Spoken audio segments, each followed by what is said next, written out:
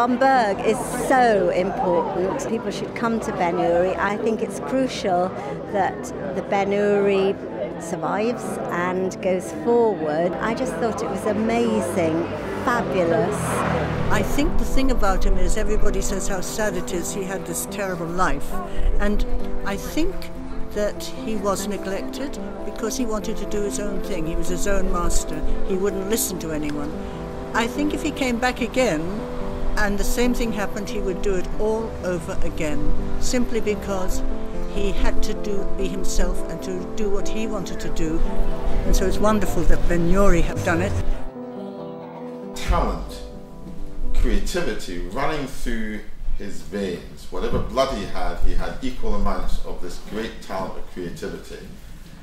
And he was not prepared to sacrifice his creativity for commercial success, or for being liked, or for great buddy relationships. He was a Jewish man, a Jewish artist. Being Jewish was important. So I think, and his early association with Ben Uri, you know, they were, as far as I know, apart from O'Neill, where he exhibited early, they were, you know, first people who really supported and promoted and encouraged him in terms of appreciating his work, when basically the rest of the world was going, what?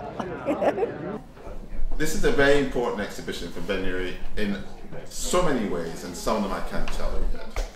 But the Bomberg and Ben Uri is like bacon and eggs and, I don't know, chips and tomato sauce. Right through when Ben Uri was the first institution to buy Bomberg's work, Bomberg had this relationship with Ben Uri that went on right throughout his life. Anecdotally, there was issues of Bomberg sleeping on the Ben Uri couch when things were a little bit tough at home or tough anywhere else. But more importantly, which is not anecdotal, is in the 30s, the tough 30s, Bomberg was talking to other artists about taking Ben Uri over and making it their commercial gallery, a representation of their works, most of them the Jewish Whitechapel boys.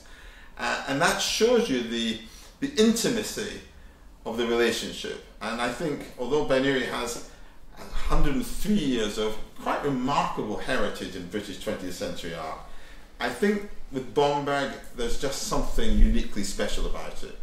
And that, I think in a funny sort of way, that's why we waited so long to do it.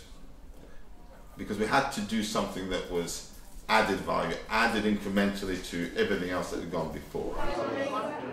I think the legacy of David Bomberg is formidable, not only through the many artists that he taught and whose work still continues to this day, but also I think when people who are artists nowadays look back on his entire career, they realise that he covered so many different periods of the 20th century and responded to them with an exceptional sense of understanding and also an awareness of how life was changing. So there is a huge difference between the mechanised environment of the early 20th century and what happened after the First World War, when Bomberg realised that if we carried on destroying ourselves as we had done during that war, there would be no world, and that somehow we have to get back to nature once again. It's the one work that really shows Sickert's influence, the Camden Town influence. You have that wonderful daylight flooding in through the window, the glimpse of the city beyond, the light falling on the bedstead, the rumpled bed sheets.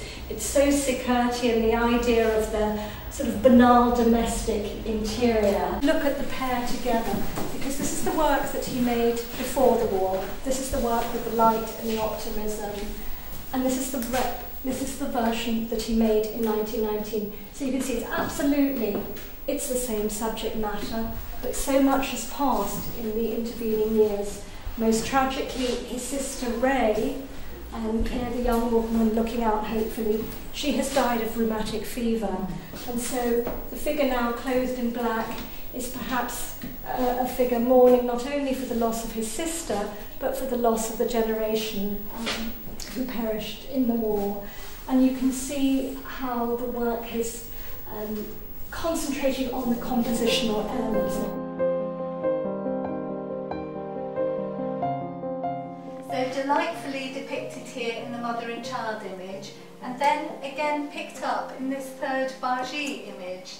Now, without the other pictures, we may find this one quite difficult to read. At first glance it looks almost abstract, but in fact you can see that the figure is now bent over the open hatchway, the hatches are peeled back either side, we have the same tunnel shape over here, and the figure is set against the bare boards of the barge itself.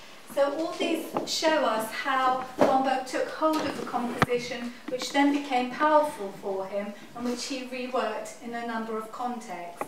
I think his reputation now is growing all the time, and I think the more people are becoming aware of Bomberg, and fortunately there are exhibitions like this which enable us to grasp quite how important Bomberg is, the more people, I think, are realising that he was neglected and he deserves to be fully understood, enjoyed and appreciated.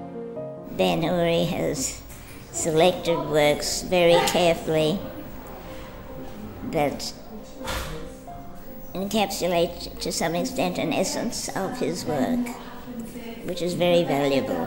And so the fact that Ben Uri has done so much to preserve this work and show it is important to the art of the future.